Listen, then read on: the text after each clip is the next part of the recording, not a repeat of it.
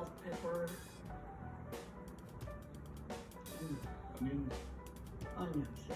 Cucumber and onions.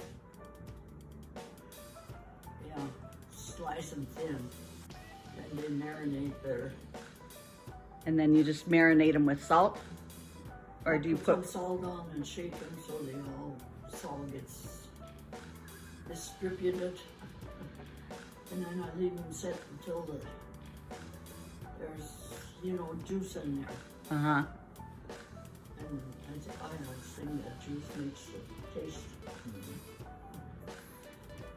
So then I put cream on there and some water. Sugar for cream and put water in. Put vinegar in there to taste. Just white vinegar? Yeah, I usually use white vinegar. I put onions in when I put the cream and the stuff in. I don't put them in and marinate the Cucumbers? cucumbers. And then you just let it sit a while after you get all the cream and everything in there?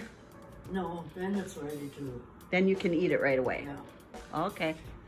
Well, it's Jeff's favorite.